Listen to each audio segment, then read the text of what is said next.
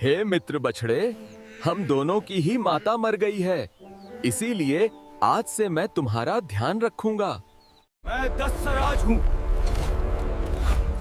मैं वक्षराज हूँ, मैं ताला सैयद हूँ। हाँ तो दोस्तों, आज हम आपको बताने जा रहे हैं कि आला उदल बनाफलों की उत्पत्ति कहां से हुई, ये बनाफल कहां से आए।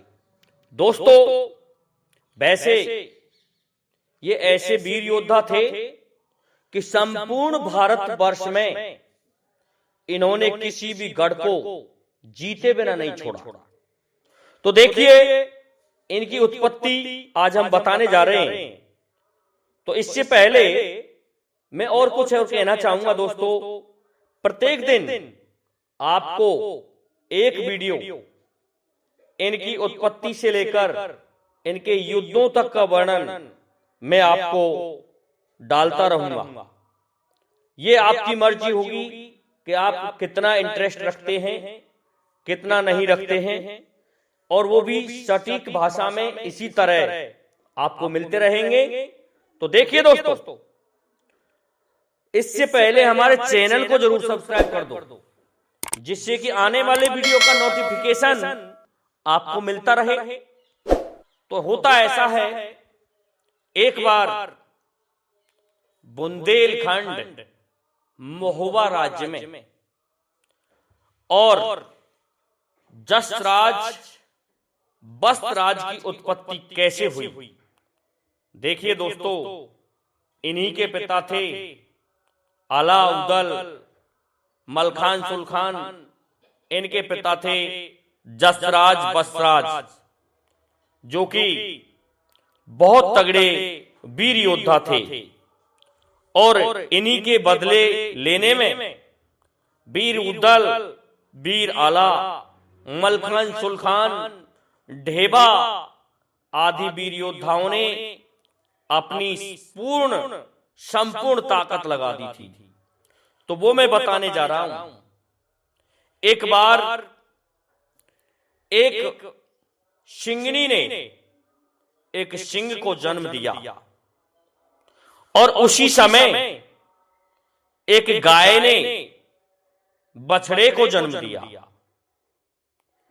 किस्मत से होता क्या है कि सिंगनी और गाय दोनों ही मर जाती हैं। देखिए, उनकी मित्रता थी और सिंगनी भी मर गई और गाय भी मर गई। अब कौन रह जाता है? रह गए उनके दो पुत्र, बछड़ा और सिंह का बच्चा। दोस्तों, जब ये रह गए तो सिंह ने कहा कि हे भाई बछड़े, मैं तेरी रक्षा करता रहूंगा और तू डरे मत किसी से, क्योंकि मेरी माता ने मुझे बताया था कि इसकी माता को मैं मार करके खा गई, परंतु मुझे दया आई कि ये जो इसका बछड़ा है, इसे कैसे खाऊं। उस दिन से मैंने इसको पाला है। तो तुम दोनों भाई हैं। और फिर मेरी मां भी किसी ने, शिकारी ने एक जाल में फंसा करके मार डाली। तो इसलिए मैं और तुम दोनों रह गए हैं। इसलिए मैं तुम्हारे गले में एक घंटी बांध देता हूं, और तुम इस घंटी को जब तुम भागोगे, दौड़ोगे और कोई तुम्हारा शिकार करना चाहेगा, तो मैं भाग करके आऊंगा और उसको समाप्त कर दूंगा। दोस्तों, सिंह और बछड़ा छोटे छोटे थे, दोनों बड़े लाड प्यार से शाम के वक्त उस एक ही मांद में आकर के बैठा करते थे।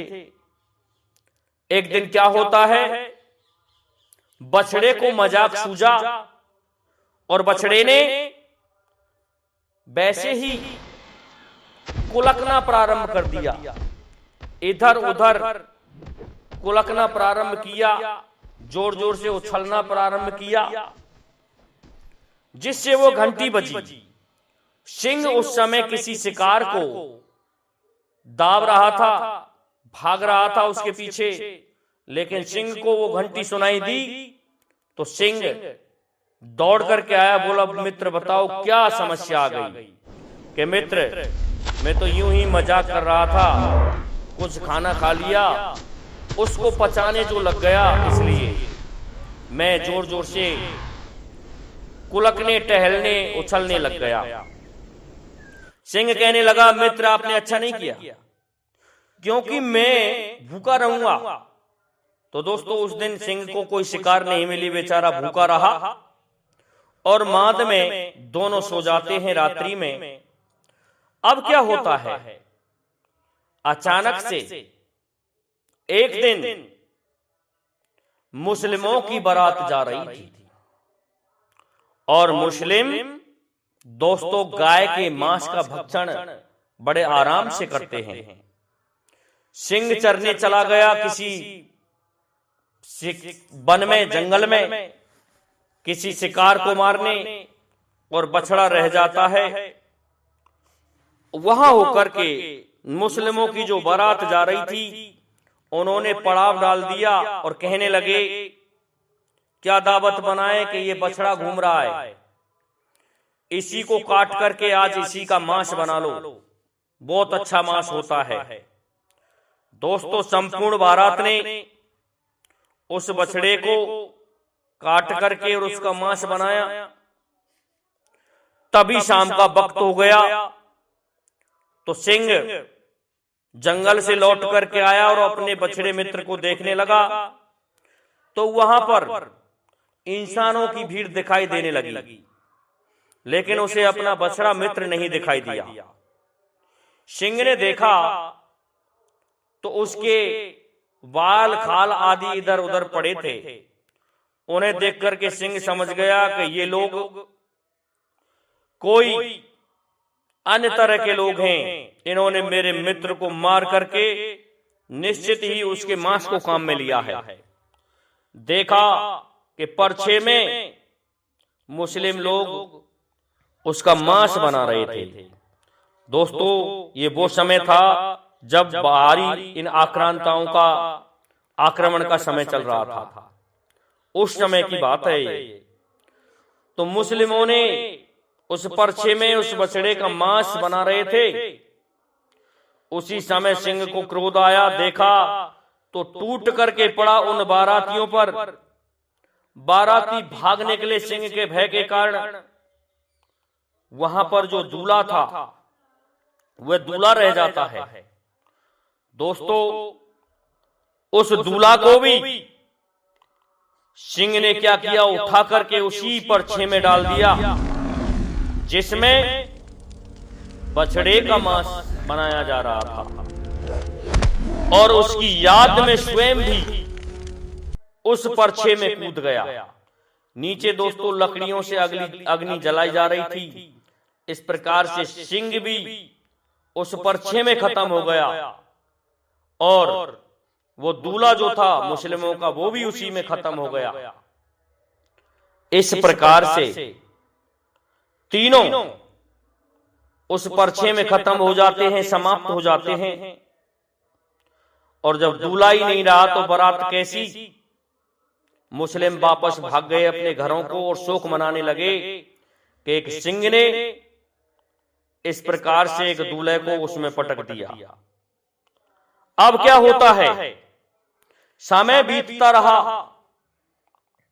और उस स्थान पर वो परछा जो था वो मिट्टी में दब गया और वहां पर एक बहुत ही सुंदर सा चंदन का वृक्ष खड़ा हो गया। अब वह जो वृक्ष था चंदन का, वो जब बहुत बड़ा हो गया तो उस समय महोबा के महाराज चंदेल वंशी जो राजा थे उनको पता चला। तो उस समय उन्होंने कहा कि कुछ नहीं, हमें कुछ पेड़ों की आवश्यकता है, चंदन की लकड़ियों की आवश्यकता है, तो पेड़ मंगाए जाएं। तो वन में उसमें काटने के लिए लोग पहुंच जाते हैं।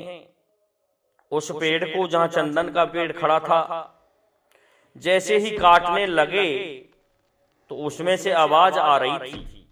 दोस्तों, उसके अंदर वो बछड़ा और वो सिंह और वो दूल्हा जैसे खोदते गए, काटते गए तो तीनों निकल करके आए। जब ये तीनों निकले तो इन तीनों को पाला पोसा गया और इनके लिए महाराज ने, चंदेले ने क्या किया, इनको अलग अलग गढ़ बता दिए गए, जिनमें एक जसराज पैदा हुआ, दूसरा वत्सराज पैदा हुआ और तीसरा तालन पैदा हुआ, अर्थात जिसे ताला सैयद कहते हैं। इस प्रकार से इन तीनों की उत्पत्ति हुई। फिर क्या होता है, ये बड़े हो गए और जब ये बड़े हो गए तो इनको अलग अलग राज दे दिया। ये राज कर रहे थे। राज करने के पश्चात क्या होता है, कड़ंगा राय, जिसे कड़िया कहते थे, वो कड़ंगा राय एक दिन आता है और उसने महोबा पर आक्रमण कर दिया।